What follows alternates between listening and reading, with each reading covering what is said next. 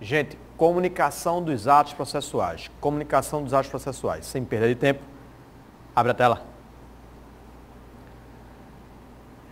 Cartas. Lembre que existem espécies de cartas.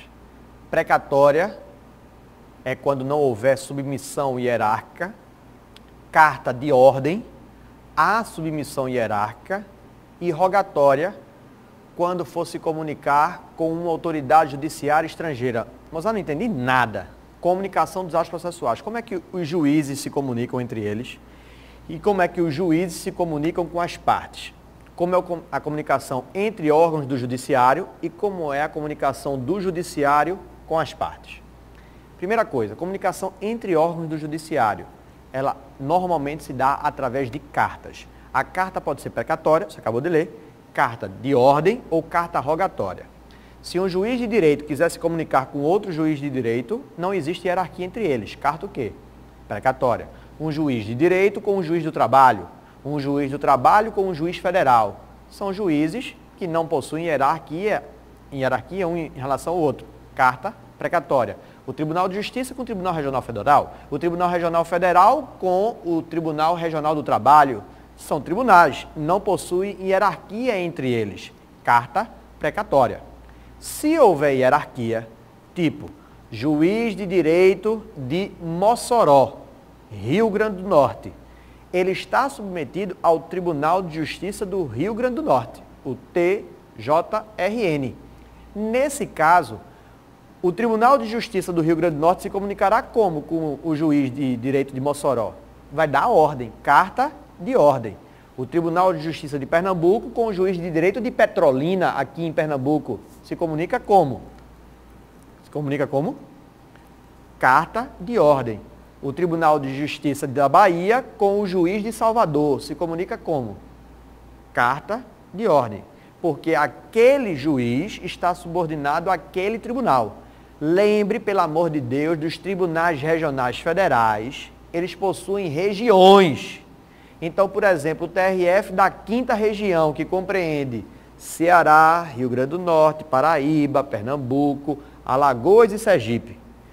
O TRF5 se comunica com qualquer juiz federal dessa região por meio de carta de ordem, ok? Então, o importante aqui não é ser juiz com tribunal, mas é aquele juiz estar subordinado àquele tribunal. O importante é aquele juiz estar subordinado àquele tribunal. Já as cartas rogatórias são as hipóteses quando o juiz quiser se comunicar com a autoridade judiciária estrangeira.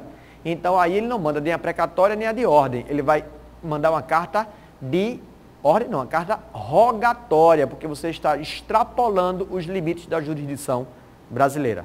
Vai se comunicar com a autoridade judiciária de um país estrangeiro, provavelmente signatário de um tratado internacional de cooperação entre órgãos do judiciário, ok? Lembre apenas das expressões: carta precatória você solicita, carta de ordem você determina e a carta rogatória você suplica, ok? Tela cheia.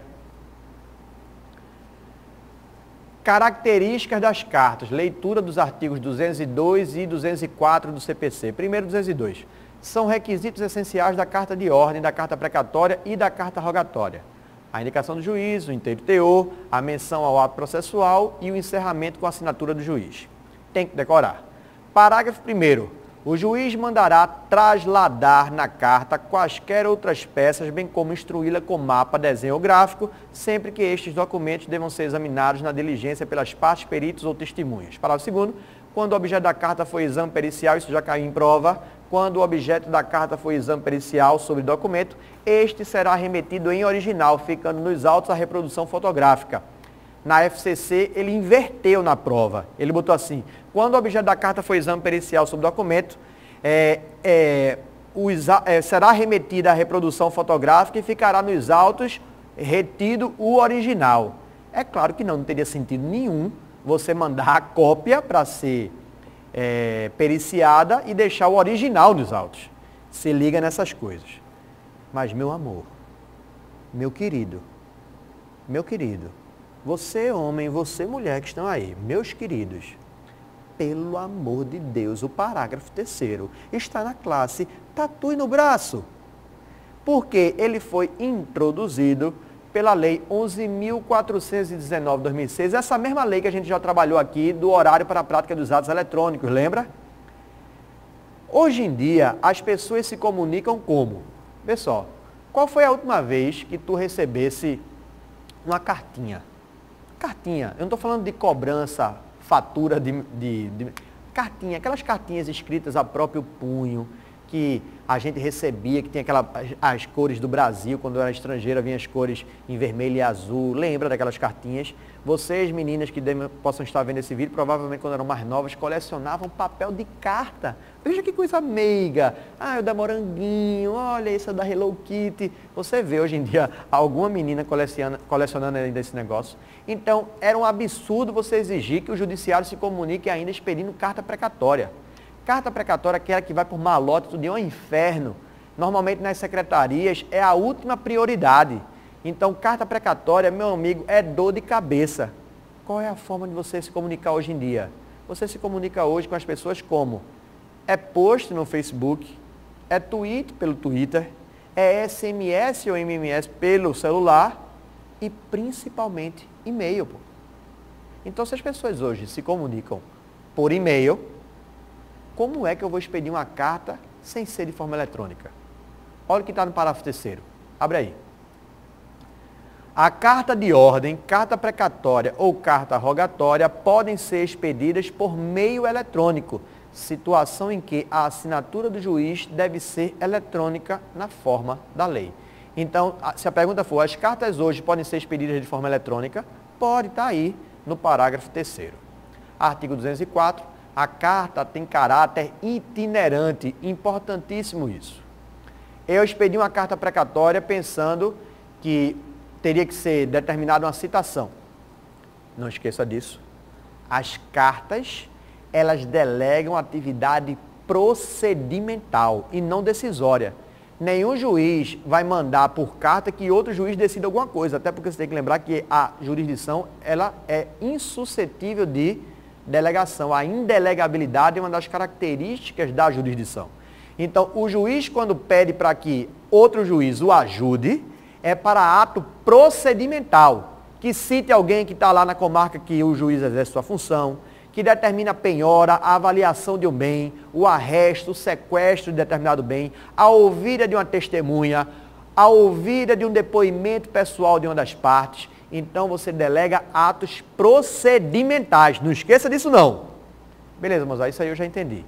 O que eu preciso saber agora? Caráter itinerante. Hoje, por e-mail, isso vai ser um pouco mitigado, mas quando era por malote, eu mandava uma carta precatória lá para o município de Rio Formoso, litoral sul aqui de Pernambuco.